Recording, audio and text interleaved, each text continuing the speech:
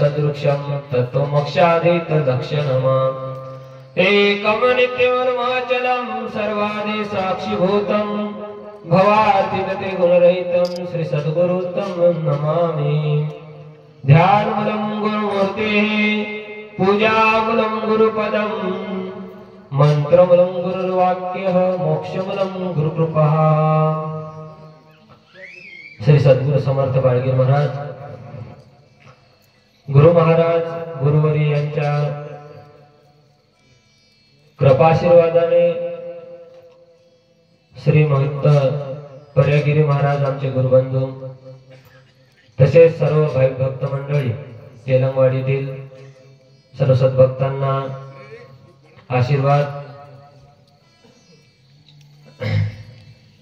या ठिकाणी संत बाळगीर महाराज यांनी जो अन्नदान आणि नामस्मरणाचा त्या ठिकाणी ध्वजा आपल्याला सर्वांना लावून दिलेला आहे, त्या ठिकाणी आपल्याला या जीवनात येऊन करायचं काय आहे तर या ठिकाणी नामस्मरण आणि अन्नदान केलं तरी आपल्या या जीवाचा त्या ठिकाणी उद्धार होतो। मायबाप हो, साधन साधी येले दोन्ही नामस्मरण अन्नदान। त्या ठिकाणी प्रयागराज येथे गेल्याच्या नंतर श्रीमंत आमचे गुरुबंधू प्रयागगिरी महाराज यांनी त्या ठिकाणी खूप यांचं वर्चस्व त्या ठिकाणी आहे। श्री संत समर्थ बाळगीर महाराज ज्यांची समाधी आज गाडीपुरा नांदेड येथे आहे, त्यांनी ज्यावेळेस काशीमध्ये पंगत दिली होती प्रयागराजला काशी येथे, त्या ठिकाणी सर्व साधू संतांना भोजन आणि दक्षिणा त्या ठिकाणी देण्यात आली होती। मायबाबा त्यावेळेस पासून ते नाव आताही सद्गुरु बाळगीर महाराजांचं आताही त्या आखाड्यामध्ये नाव आहे आणि त्याच नावाच्या परंपरेनुसार गुरु परंपरेनुसार आम्हालाही त्या ठिकाणी दोघांनाही मान मिळाला। त्यांच्या आशीर्वादाने आणि त्यांच्या पुण्याने आज आम्हाला त्या ठिकाणी महंताची पदवी त्या ठिकाणी प्राप्त झाली आणि त्या ठिकाणी अन्नदानही घडलं। मायबाप हो, जीवनात आपल्याला खूप संधी येतात, पण संधीचं सोनं करणं ते आपल्याला कळलं पाहिजे। त्या ठिकाणी गेल्याच्या नंतर सोबतच होतो आम्ही दोघेही गुरुबंधू आणि त्या ठिकाणी गेल्याच्या नंतर आम्हाला अशी इच्छा झाली की आपण इथे अन्नदान करावं।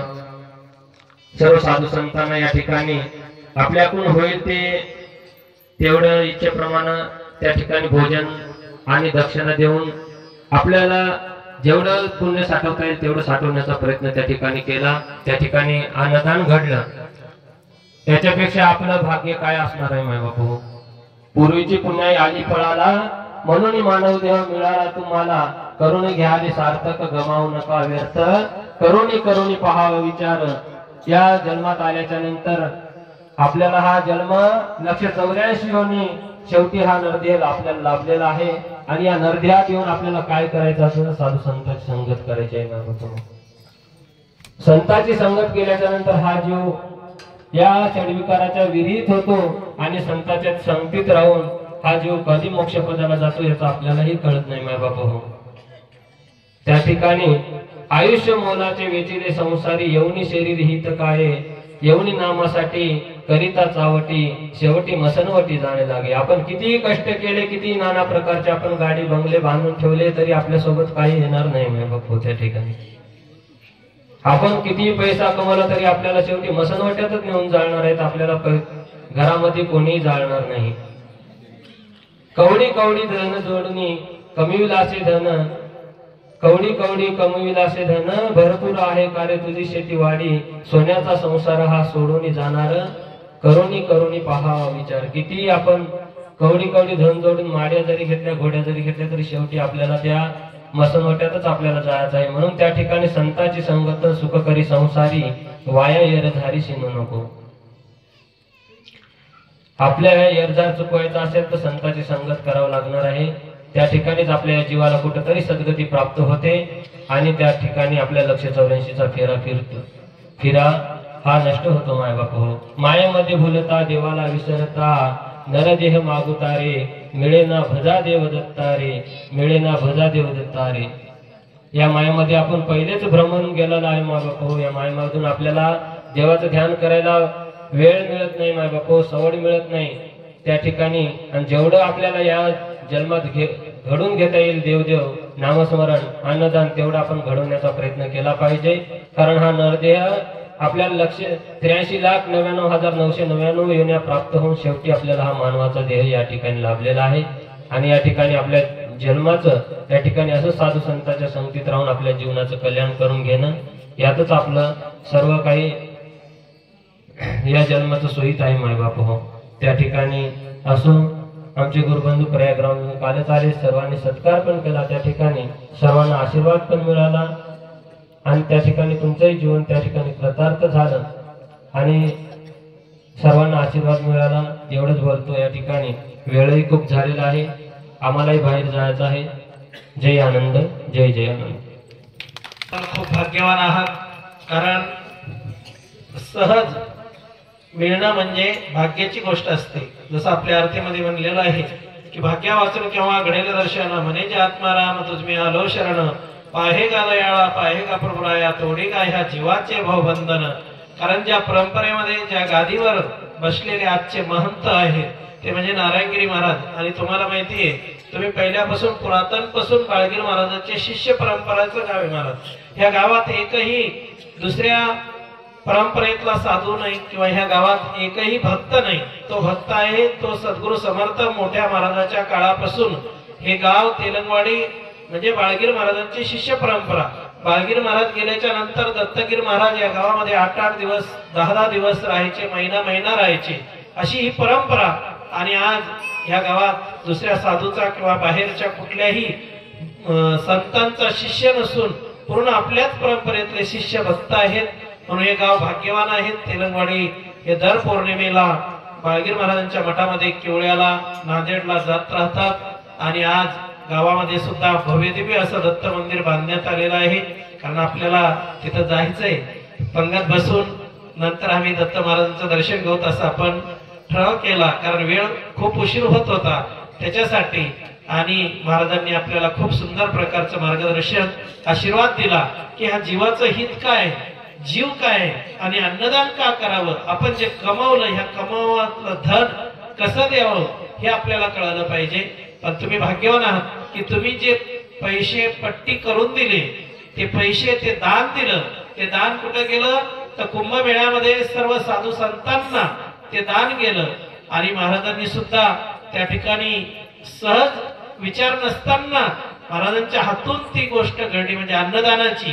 कारण महाराजांची इच्छा तिथं आल्याच्या नंतर झाली की आपणही अन्नदान करावं म्हणून.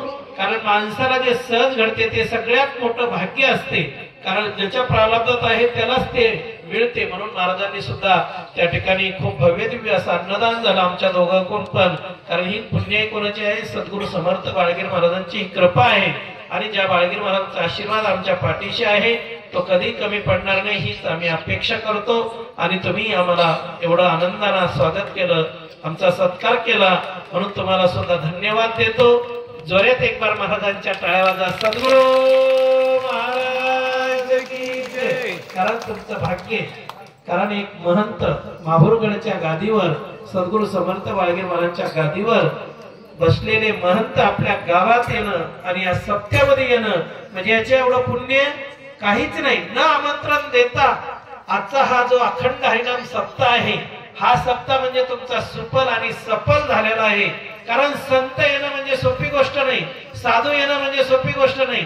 संसारिक साधू किती येतील, संसारिक संत किती येतील, पण निस्वार्थ संत आणि ज्या सद्गुरु समर्थ बाळगीर महाराजांच्या पुण्य पवित्र पावन भूमीला भूमी पवित्र झालेली आहे. ह्या गादीवरचा संत प्रयागराज वरून निघाल्याच्या नंतर आपल्या गावाला येणं म्हणजे आजचा सप्ताह हा भाग्याचा आहे. हो सप्ताह काही साधा नाही.